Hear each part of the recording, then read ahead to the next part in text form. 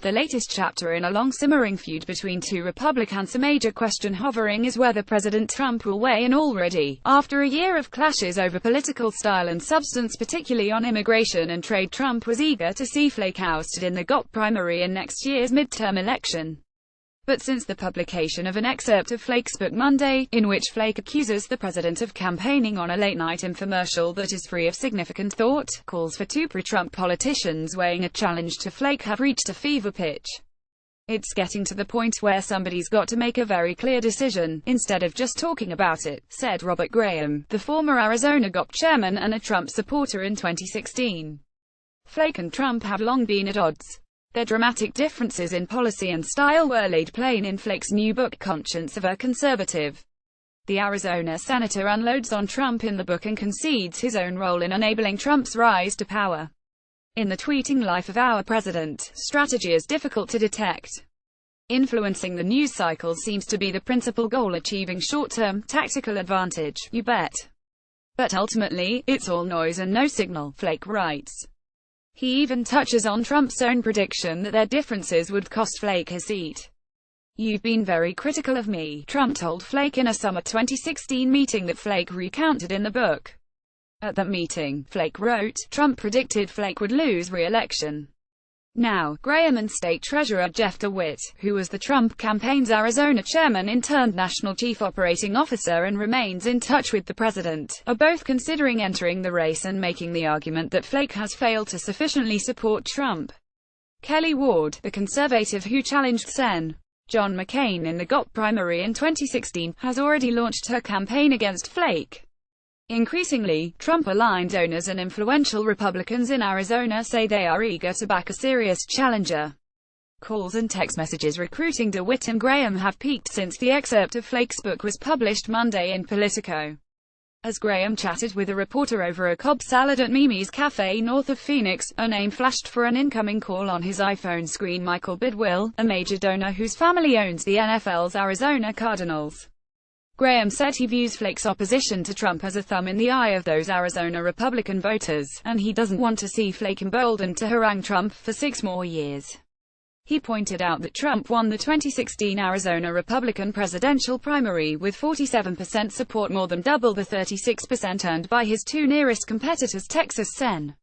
Ted Cruz and Ohio Gov.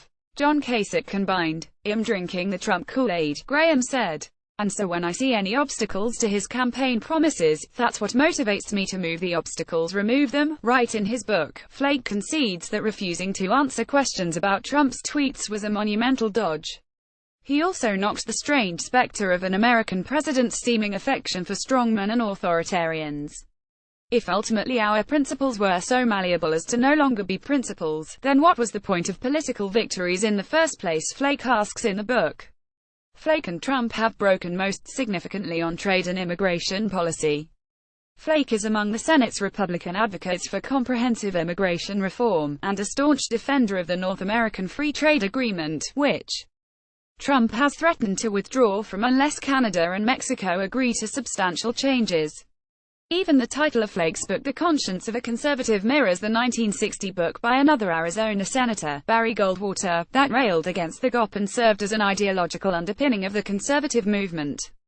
"There are two parts of conservatism: fiscal policy and limited government," Flake told CNN's Jake Tapper on Tuesday.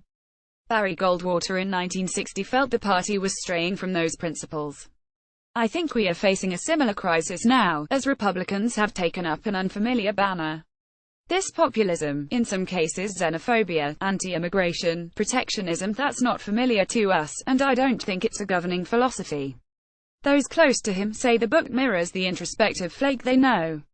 Before entering the House in 2001, Flake wrote op-eds for conservative think tanks. He journals regularly. And while in the House, he regularly emailed his detailed thoughts on travel and policy to a small, private list of family and friends. Flake didn't tell you his political advisors about his book's existence until weeks before it was published. Several people who know Flake, including supporters who are concerned that the book could damage his re-election prospects, said they saw in the book his Mormon roots. He's a catalyst for the party to have a conversation about what it means to be a conservative, which is something we haven't done, said Chad Haywood, a former Flake staffer and the current Arizona GOP executive director. From a strategic perspective, the book appears likely to help Flake more in a general election where Democrats see him as one of the two ripest Republican Senate targets on the ballot in 2018 than in a primary. The state's primary is open to independents, who make up about 15% of the electorate, a number that Flake would like to increase. The book is the latest chapter in a long simmering feud between Trump and Flake, once an anti-earmarks face of the GOP's last revolution who has now become a target of the party's latest hostile takeover. In the lead-up to the 2016 election, Flake had criticized Trump, and Trump responded by openly musing in front of Arizona supporters about spending $10 million to unseat Flake in his August 2018 Senate primary. Since then, Trump and his White House associates have stayed in close contact with Graham and DeWitt. Those calls haven't slowed. Both DeWitt and Graham have heard from the White House within the last week. The two men are friends who speak almost daily and have agreed not to run against each other. DeWitt could also be headed for a position in Trump's administration. He has not commented publicly on the prospect of challenging Flake because a potential Trump appointment could require Senate confirmation, which would make angering a majority member from his home state a costly mistake. One major question hovering over the race and spooking pro-Flake Republicans is whether Trump is willing to weigh in against Flake on Twitter or leverage his campaign's email list to raise money for a Flake challenger. Arizona's emergence as a central battleground in the war over the Republican Party's future extends beyond Flake. Last week it was his Arizona colleague, McCain, who sank Trump's biggest legislative goal by voting against the skinny repeal of Obamacare. Flake's book also includes clear shots at Senate Majority Leader Mitch McConnell.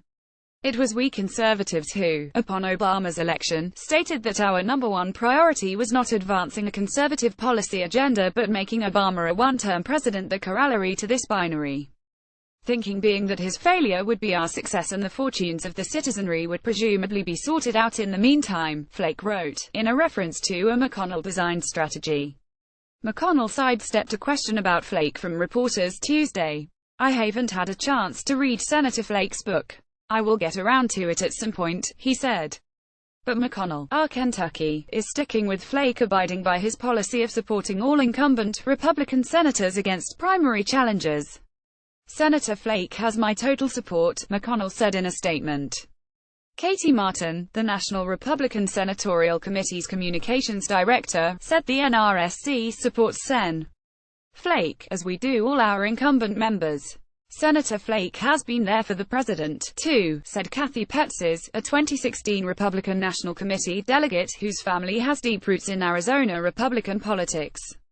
She pointed to Flake's support for Neil Gorsuch's nomination to the Supreme Court and his votes for Trump's cabinet nominees. "If I was the president, I'd say he may be an SOB but he's mine," she said. And quite frankly, DeWitt and Graham can't win. Flake can win the general